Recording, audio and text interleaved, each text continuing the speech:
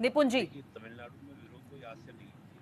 जी, तमिलनाडु में जो विरोध है वो आज से नहीं हम्म। है। तमिलनाडु का विरोध मुझे याद है कि 1970 में वहाँ पे नारे लगे तमिलनाडु के अंदर कि तमिलनाडु तमिल वालों के लिए और हिंदुस्तान हिंदी वालों के लिए। और देखिए, हम देखें अगर हम साउथ की बात करते हैं यानी कि दक्षिण भारत की बात करते हैं, तो दक्षिण भारत के अंदर हम्म। ये मुद्दा आजादी के समय से ही रहा। वहां हम्म। पर ये था कि भाषा के आधार पर राज्यों का निर्माण होना चाहिए। हम्म। और हमें अच्छे से याद है कि जब तेलुगु भाषी हम्म। क्षेत्र को एक पोती श्री रामुलु करके थे जो तेलुगु स्पीकिंग क्षेत्र को क्या करते हैं, वो 1953 में उसके लिए आंदोलन करते हैं और पहला एक हमारे यहाँ पे राज्य बनता है, हम्म। वो तेलुगु भाषा के आधार पर वो बनता है आपका आंध्र प्रदेश। हम्म। उसके बाद फिर और राज्यों में भी मांग उठी और फिर हमने देखा फजल अली कमीशन बनाया गया हम्म। और उसने कहा कि भाषा को हम प्राथमिकता देंगे और भाषा के आधार पर राज्यों का निर्माण होगा।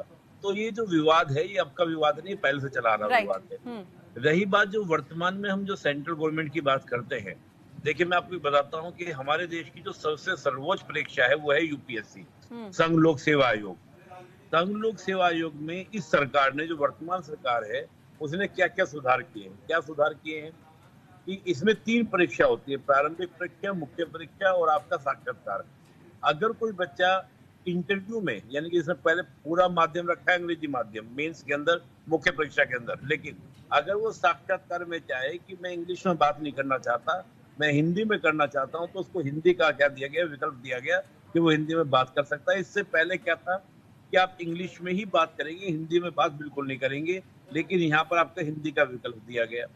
दूसरा हम देखें, इसी सरकार के दौर में हम देखें हम्म। तो इस सरकार ने जो हमारी मेडिकल की तैयारी होती थी, हम्म। वो मेडिकल की तैयारी की पूरा का पूरा इंग्लिश में होती थी, लेकिन इस सरकार ने पहली बार हम्म। मध्य प्रदेश में इस प्रकार की यूनिवर्सिटी की स्थापना की कि डॉक्टर बनने के लिए जरूर थोड़ी कि आपका इंग्लिश में बोलकर ही आप क्या करेंगे, डॉक्टर बन पाएंगे। हम्म। आप हिंदी में बोलकर भी, हिंदी में पढ़कर भी आप क्या बन सकते हैं, डॉक्टर बन सकते हैं। जी। वो शुरुआत की। ठीक है। अब मामला जो तमिलनाडु में उठ रहा है, मैं बस तमिलनाडु में जो मामला उठ रहा है, देखिए जो सरकार शिक्षा नीति लाई थी, उसके तहत सरकार ने कहा था कि 3 भाषा फॉर्मूला, हम्म। आप इंग्लिश रखिए, हिंदी रखिए और फिर रीजनल लैंग्वेज रखिए। राइट। तो रीजनल लैंग्वेज को किसी को छीना नहीं गया है कि भाई कोई तमिल बोले, कोई तेलुगु बोले, कोई कन्नड़ बोले, कोई मलयालम बोले, जिसको जो बोलना है। हिंदी भाषी क्षेत्र में क्या हुआ कि यहाँ पर क्षेत्रीय भाषा हिंदी है, हम्म। तो यहाँ पर लोगों ने संस्कृत को प्रमोट करना स्टार्ट कर दिया। हम्म। और संस्कृत और तमिल को एक दूसरे की मौसेरी बहन माना जाता है। आप जानते हो तमिल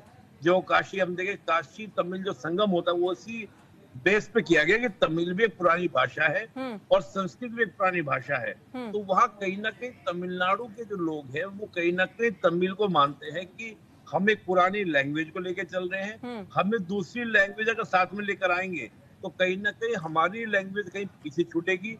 और देखिए, लैंग्वेज का पीछे छूटना मतलब हमारा साहित्य, हमारी संस्कृति, वो भी पीछे छूटना हो जाता है।